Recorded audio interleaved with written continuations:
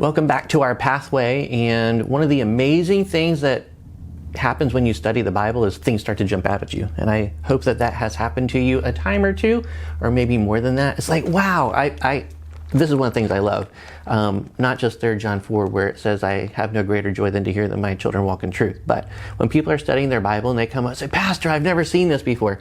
And guess what? After all these years, here I am in my 50s, and after studying the Bible for over 40 years, fairly consistently, I will say that there's still many things that jump out to me in the Bible. And oftentimes it's the connections. Have you ever seen this? Like, does this connect with that in the Bible? And we were recently studying the story of Boaz. Remember that? The story of Boaz and Ruth. And there's a lot of connections in there that sometimes we miss. And so I just wanted to pull this out for you. And I allude to some of these things, but just want to give you a little bit more truth, a little bit more connection, because in the story, one of the things that continues to be repeated by the author of the book of Ruth is about barley, right? And you're like, barley? What does barley have to do anything with anything, right? And I guess you could say that you can't say it's barley there. No, sorry, that's a bad joke. But when it comes to barley, we see it in the scriptures, and it functions in so many ways to connect different points of scripture together. It links stories of provision and redemption, and it consistently marks the food of the economically vulnerable. And it's a pattern that really culminates and shows us this connection in Jesus's miracle of multiplication.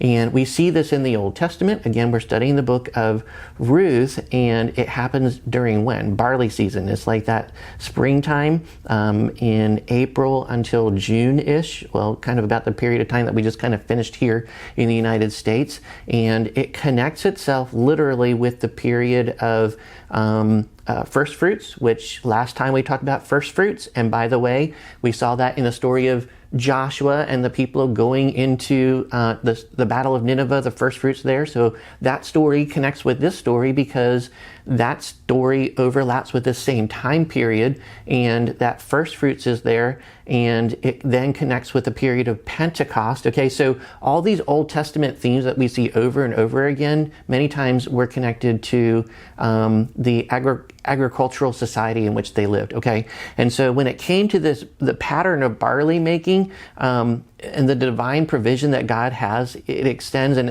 we see this in the Old Testament as well as connecting to Jesus. In fact, if you were to go back to the book of John, barley is mentioned only in one account. Do you remember when that was? The feeding of the 5,000. And again, if you don't read the story really carefully, you forget.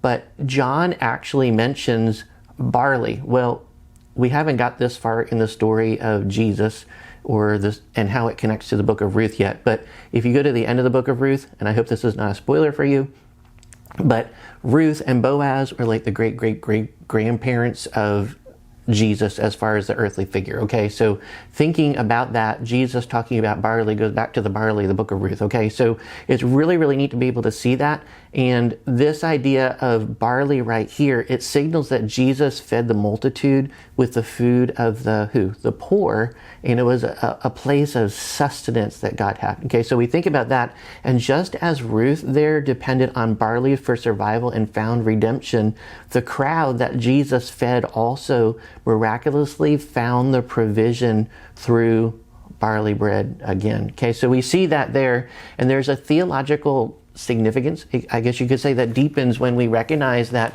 the failure of the barley harvest at times in the scriptures, and we see that later on it talks about absurdly high prices for what? For barley. Okay, so there's that principle again. Yet when it comes to barley in the hands of Jesus Christ, it becomes not judgment in the book of Ruth. It's not judgment when it came to the feeding of the 5,000, but in Jesus's hands, the barley became an expression of grace. Isn't that awesome to be able to see that? And so we can see how God does a great thing. We go back to another story. We don't have time to go into this a whole lot, but Gideon, his surprise attack against the Midianites, it was symbolized by that vision of barley bread, right? So we see this theme many, many times. Hosea, he used barley to purchase back his wife, and Jesus used barley bread to feed the multitudes. So across all these different narratives in the scriptures, barley marks the intersection of human poverty and divine intervention, and it reveals how God meets his people precisely to be able to meet their needs. So it's just, okay, so the next time you hear the word barley or you eat beef and barley soup, I don't know, thinking about this great truth about how God uses barley and the other principle that's there. I won't spend too much time on this, but where was barley taken care of? It was there at the threshing floor, right? And that was last week we studied how it was that Ruth met Boaz where? On the threshing floor. So the threshing floor is seen so many times throughout the scriptures as well. And in many places, the theme of the threshing floor is also could be a place of judgment, okay, where what happens we think about Psalm 1, we studied that as our primary passage last year. So what happens is the chaff is broken away and then the wheat stays there or the barley stays there. It's what has substance. And so we think about the Boaz was winnowing the wheat and, the chaff was blowing away. And we see all these pictures coming together through the scriptures. And so keep looking for those pictures, keep looking for those connections and recognizing the grace of God. And we understand that the grace of God stands in contrast to God's holiness and judgment as well. And so when it comes to finding God's grace, aren't you thankful for the relationship that we can have in him? And as we look at the story of Ruth, the opportunity that she had to be able to find grace at the feet of Boaz there at the threshing floor. And what was he doing? He was threshing the barley, right? Just a wonderful, wonderful picture. So make those connections, see what it's all about, and we see the wonderful grace of God and how it overflows in our lives. So celebrate that and look forward to what God has for you in his word. Let's keep on growing. And next time, we're going to be looking at a story in the book of Nehemiah, and I think it's going to be exciting for you there too. God bless you.